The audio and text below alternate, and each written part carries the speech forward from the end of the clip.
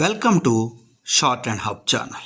మనము ఈరోజు ఈ వీడియో ద్వారా రెండు సెంట్రల్ గవర్నమెంట్ నోటిఫికేషన్స్ యొక్క పూర్తి డీటెయిల్స్ అనేది తెలుసుకోబోతున్నాము. ఈ జాబ్స్ అన్నీ కూడా పర్మనెంట్ జాబ్స్. సో వాటి క్వాలిఫికేషన్స్ ఏంటి, మిగతా డీటెయిల్స్ కూడా పూర్తిగా తెలుసుకోవడానికి ప్రయత్నం చేద్దాము. మనము టైప్ రిలేటెడ్ జాబ్స్, అలాగే షార్ట్ హ్యాండ్, అలాగే లీగల్ ఎవరైతే లా గ్రాడ్యుయేట్స్ ఉంటారో వాళ్ళకి సంబంధించినటువంటి పూర్తి నోటిఫికేషన్స్ అన్నీ కూడా అందిస్తూ ఉన్నాము. సో ఇంట్రెస్ట్ ఉండి చేరదలిచిన వాళ్ళు కింద డిస్క్రిప్షన్లో టెలిగ్రామ్ లింక్స్ అనేది ఇవ్వబడ్డాయి. అక్కడ మీరు జాయిన్ అయ్యి పూర్తి అప్డేట్స్ అనేది పంచుకునేటువంటి అవకాశం ఉంటుంది. సో టెలిగ్రామ్ జాయిన్ అవడం ద్వారా కూడా స్టూడెంట్స్ ముందు పెట్టినటువంటి నోటిఫికేషన్స్ కూడా మీరు చూసేటువంటి అవకాశం ఉంటుంది. వాట్సాప్లో ఆ ఫెసిలిటీ ఉండదు.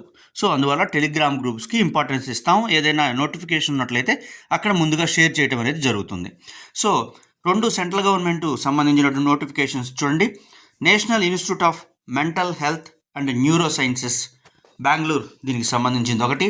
అలాగే సెంట్రల్ లెదర్ రీసెర్చ్ ఇన్స్టిట్యూట్, దీనికి సంబంధించినటువంటి నోటిఫికేషన్ ఒకటి. ఈ రెండు కూడా any Indian citizen can apply. Okay, AP Telangana students, ఆడ మగవారు అందరూ కూడా అప్లై చేయడానికి అవకాశం ఉంటుంది.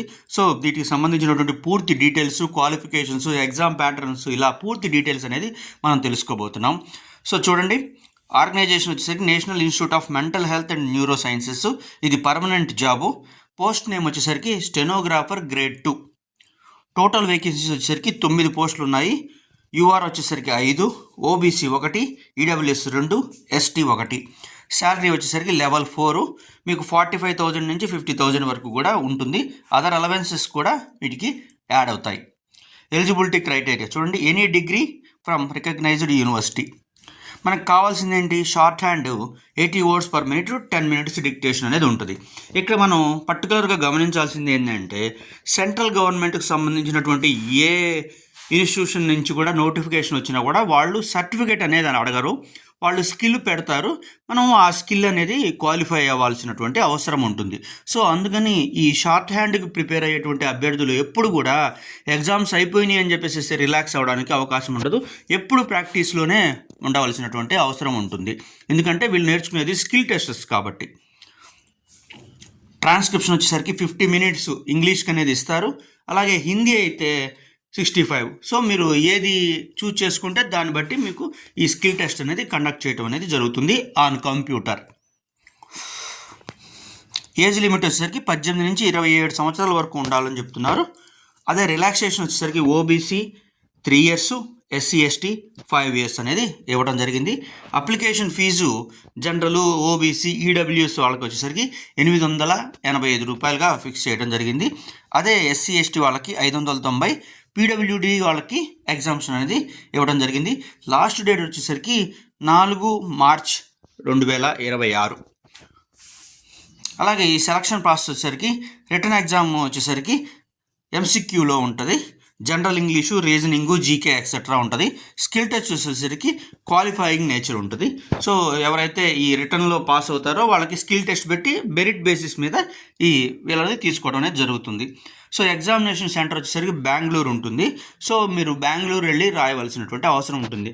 ఇక్కడ పర్టికులర్గా ఒకటి చెప్పేది ఏంటంటే, ఎన్ని పోస్టులు ఉన్నాయి ఏంటి అనేది అసలు మనం పట్టించుకోవాల్సిన అవసరం లేదు. మనకు కనుక స్తోమత ఉండి అక్కడికి వెళ్ళగలిగితే ఖచ్చితంగా కూడా డిఫరెంట్ ఎగ్జామ్స్ కనుక రాస్తూ ఉంటే మనకి ఏదో ఒక ఆర్గనైజేషన్లో ఖచ్చితంగా జాబ్ వచ్చేటువంటి అవకాశం ఉంది. ఎందుకంటే జనరల్ డిగ్రీస్ చేసిన వాళ్ళకి కాంపిటీషన్ అనేది చాలా హెవీగా ఉంటుంది. కానీ షార్ట్ హ్యాండ్ సబ్జెక్ట్కి సంబంధించి మనకి కాంపిటీషన్ తక్కువగా ఉంటుంది. కాబట్టి మనకి ఎక్కడ ఉద్యోగం వస్తుంది అనేది మనం గెస్ చేయలేము. కాబట్టి అన్ని ఎగ్జామ్స్కి వెళ్ళగలిగితే, వెళ్ళి రాసి చూస్తే ఎక్స్పీరియన్స్ అనేది గెయిన్ చేసేటువంటి అవకాశం ఉంటుంది. జాబ్ లొకేషన్ వచ్చేసరికి కర్ణాటకలో ఉంటుంది. అలాగే నెక్స్ట్ నోటిఫికేషన్ వచ్చేసరికి సెంట్రల్ లెదర్ రీసెర్చ్ ఇన్స్టిట్యూట్, ఇది కూడా పర్మనెంట్ జాబు. ఇది జూనియర్ స్టెనోగ్రాఫరు, ఒక పోస్ట్ ఉంది అన్రిజర్వ్డ్. సో ఇక్కడ ఒక పోస్ట్ ఉంది కాబట్టి మనం ఏం అప్లై చేస్తే మనకేం వస్తుందిలే అని చెప్పేసి చాలామంది ఇలాంటి ఒక పోస్టులకి 2 పోస్టులకి అప్లై చేయరు.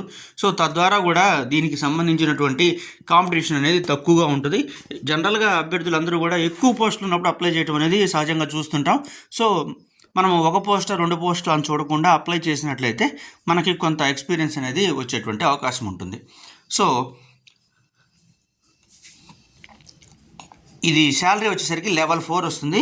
అప్రాక్సిమేట్లీ 53,628 పర్ మంత్ అనేది మీకు వచ్చేటువంటి అవకాశం ఉంది. ఎలిజిబిలిటీ క్రైటీరియా ఏంటనే చూద్దాం. క్వాలిఫికేషన్ వచ్చేసరికి 12th pass intermediate from recognized university. అలాగే shorthand 80 words per minute, 10 minutes dictation అనేది ఉంటుంది. ట్రాన్స్క్రిప్షన్ 50 minutes ఇంగ్లీషు, లేకపోతే 65 minutes హిందీ అనేది మీరు చూజ్ చేసుకున్న దాన్ని బట్టి వాళ్ళు మీకు ఆ ఎగ్జామ్ అనేది కండక్ట్ చేస్తారు. ఏజ్ లిమిట్ వచ్చేసరికి up to 27 years as on 2/3/2026. Application fee వచ్చేసరికి 500. ఇది జనరల్, ఓబీసీ, ఈడబ్ల్యూఎస్ వాళ్ళకి. అలాగే ఉమెన్కి, ఎస్సీ, ఎస్టీ, పీడబ్ల్యూడి వాళ్ళకి ఎటువంటి ఫీజు లేదు. లాస్ట్ డేట్ వచ్చేసరికి 2nd March. ఇక్కడ సెలక్షన్ ప్రాసెస్ వచ్చేసరికి జనరల్ ఇంటెలిజెన్స్ అండ్ రీజనింగ్ వచ్చేసరికి 50 marks. అలాగే జనరల్ అవేర్నెస్, ఇంగ్లీష్ నాలెడ్జ్ వచ్చేసరికి 100 marks అనేది ఇస్తారు. ఇక్కడ నెగిటివ్ మార్కింగ్ కూడా 0.25 అనేది డిడక్ట్ చేస్తారని చెప్పేసి క్లియర్గా చెప్పడం జరిగింది. షార్ట్ హ్యాండ్ సబ్జెక్టుకు సంబంధించి స్కిల్ టెస్ట్ పెడతారు. ఎప్పుడు కూడా స్కిల్ టెస్ట్కు సంబంధించి మనం ఈ స్కిల్ టెస్ట్లో ఎవరైతే మెరిట్ వస్తారో వాళ్ళకి సంబంధించి మాత్రమే జాబు, సీనియారిటీ, ఈ ప్రమోషన్స్ ఇవన్నీ కూడా తొందరగా వచ్చేటువంటి అవకాశం ఉంది. కాబట్టి షార్ట్ హ్యాండ్ స్టూడెంట్స్ ఎప్పుడూ ప్రాక్టీస్లో ఉండాలి. ఎగ్జామ్ సెంటర్ వచ్చేసరికి చెన్నై అనేది ఉండేటువంటి అవకాశం ఉంది. అలాగే రీజనల్ సెంటర్స్ కోల్కతా, కాన్పూరు రకరకాలు కూడా ఉండేటువంటి అవకాశం ఉంది. సో ఎవరైనా సరే అభ్యర్థులు వీటికి సంబంధించినటువంటి క్వాలిఫికేషన్స్ కనుక కలిగి ఉన్నట్లయితే, మీరు ఆ ఎగ్జామ్ సెంటర్ కనుక వెళ్ళి రాయగలిగినట్లయితే మీరు ఖచ్చితంగా కూడా పెట్టుకుంటే మంచిది. ఇక్కడ 1 పోస్ట్ 2 పోస్టులు అనేది కాకుండా అప్లై చేసినట్లయితే మనకి లక్ అనేది ఉంటే 1 పోస్ట్ ఉన్నప్పుడు కూడా వచ్చేటువంటి అవకాశం ఉంటుంది. సో ఇలాంటి మరిన్ని అప్డేట్స్ కోసం ఈ ఛానల్ని సబ్స్క్రైబ్ చేయండి. ఈ వీడియో వర్ది అనిపిస్తే ఒక లైక్ చేయండి. మీ మిత్రులు ఎవరైనా సరే వీటికి సంబంధించి కనుక ప్రిపేర్ అవుతూ ఉన్నట్లయితే వాళ్ళకి ఇన్ఫర్మేషన్ షేర్ చేయండి. మీకు సాయం చేసిన వారు అవుతారు. అలాగే నా ఛానల్ కూడా కొంత రీచ్ అయ్యేటువంటి అవకాశం ఉంటుంది. So thank you.